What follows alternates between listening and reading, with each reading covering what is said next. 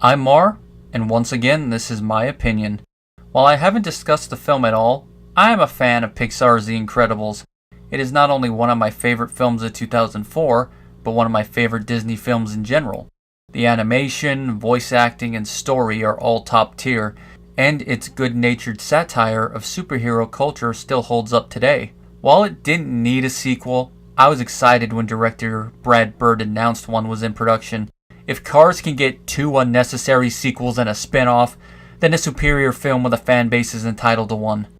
Picking up where the original film left off, the Parr family attempt to thwart the Underminer's plan. Things don't go smoothly, the villain escapes, never to be seen again, and the family is arrested. While they are not charged with any crimes related to their illegal activity, it does result in the superhero relocation program being shut down and the Parrs being placed in a precarious financial situation. This situation immediately is rectified by Winston Dever, an eccentric superhero fanboy who runs a telecommunications company. Winston longs to see supers made legal once more and has the perfect plan to bring about his vision. Shift public perception of super activity. Show the moments, not simply the ending. For this, he enlists the help of Elastigirl. While she patrols the streets, Bob cares for the kids, leading to many comedic moments. All is not as it seems. A villain appears, and once again it's up to the entire family to save the day.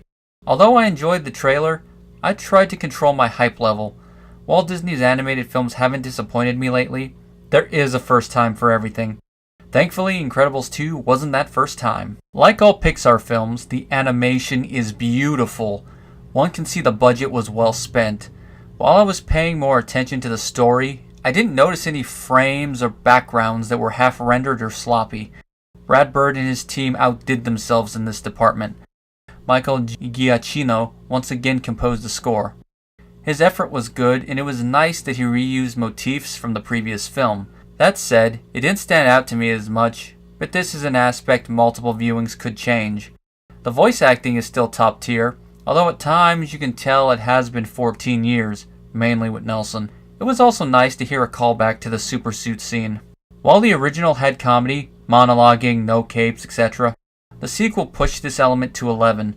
This might turn some viewers off, especially considering Marvel and Star Wars going overboard in that department, but none of the jokes felt forced. The humor arises from the characters and their interactions with one another.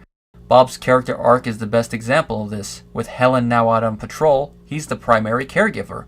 This inverses the spousal roles from the first film, placing Bob in an unfamiliar position. He knows his children, but he's never nurtured them in the manner he must now. From boy troubles to math homework, it's all learning on the job for Bob, which lends itself to comedy. Humor is subjective, so aspects of this arc might not be everyone's cup of tea. I admit I'm not an enthusiastic fan of the diner scene, although it does serve the story. Speaking of boy troubles, Toady Ridinger is upgraded from minor character connected to Dash's teasing to supporting character connected to Dash's teasing. The first film ended with Tony asking Violet out, completing her blooming arc. While Brad could have continued this plot development in a straightforward fashion, which would have allowed for typical adolescent comedy, Mr. Bird swerved left, bro. Tony ends up having his memories of Violet erased after accidentally seeing his date without her mask. This leads to awkward adolescent moments that even Stevie Wonder could see coming a mile away, but luckily, they complement Bob's arc. One of Dash's lines sum things up. Is she having adolescence? One aspect of the plot that caught me off guard at first was the legality of supers. One would think after Syndrome's attack they would be free and clear again, since the government didn't come after the Parrs or Frozone. Maybe they got a one-time free pass for extenuating circumstances. If so, that goes against the opening scene, but considering the Underminer escaped after causing millions in property damage, it's easy to connect the bureaucratical dots. Every tragedy needs a scapegoat if the true culprit escapes justice.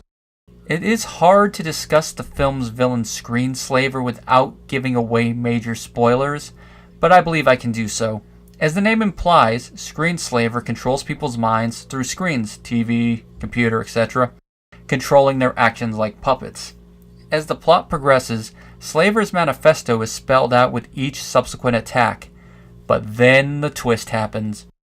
For those who are getting tired of the surprise villain angle, this realization will make you groan, especially since Slaver is following in Syndrome's wake.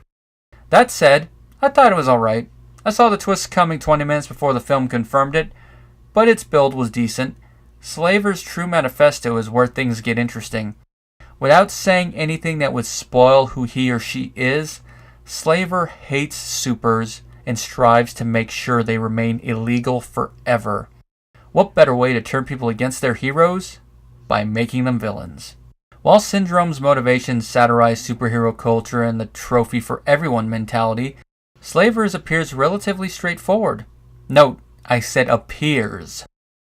Now, it could just be me, but a handful of Slaver's lines before and during the twist came off as a satire on modern comic book films, mainly the MCU and DCEU.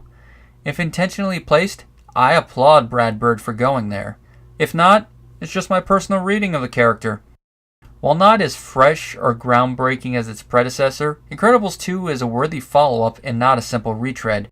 While there are several potential bumps, the monorail doesn't crash. 4.5 out of 5 stars.